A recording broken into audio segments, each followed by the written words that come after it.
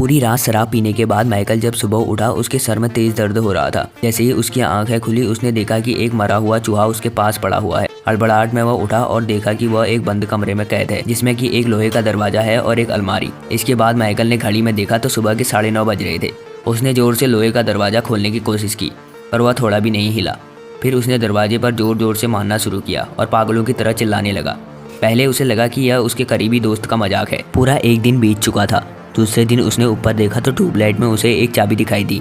उसने ट्यूबलाइट तोड़ी और उस चाबी की मदद से अलमारी खुल गई थी। अलमारी खुलते ही उसके सामने पूरे ऑक्सीजन के 2 टैंक और छेनी हथौड़ी जैसे कुछ औजार थे। माइकल ने छेनी हथौड़ी उठाई और दरवाजे पर जोर जोर से मारने लगा पर इससे दरवाजे में एक खरोच तक नहीं आई। वो वेल्डिंग मशीन के जरिए दरवाजे को जला रहा था पर इसका दरवाजे पर कोई असर नहीं पड़ा। अब माइकल बहुत चिड़चिड़ा हो चुका था। वो लोहे की अलमारी पर लगातार लात मार रहा था पर तभी उसने गौर किया कि दीवार पर एक छेद बना हुआ था।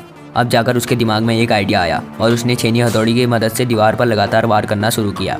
वो वहाँ से सुरंग बनाकर भागने की फिराक में था। देखते ही देखते एक और दिन गुजर गया और कमरे में ऑक्सीजन का स्तर भी गिर रहा था और माइकल ने कुछ खाया भी नहीं था। मजबूरी में उसने पास पड़े हुए चूहे पर लगे हुए कीड़ों को खाया।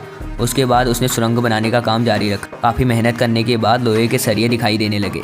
उसने वेल्डिंग मशीन की मदद से लोहे के सरिये को काटा, फिर छेनी हथौड़ी से वार किया और कुछ ही घंटों में दीवार टूट गई और उसे रोशनी दिखाई देने लगी। अब वह उस सुरंग से आसानी से बाहर निकल सकता था पर जैसे ही वह दीवार के पार गया उसका दिमाग पूरी तरह से हिल गया क्योंकि वह बाहर नहीं आ पाया था बल्कि एक दूसरे कमरे में पहुंच गया था जो ठीक उसी की तरह था। क्या लगता है आपको, वह बाहर निकल पाएगा?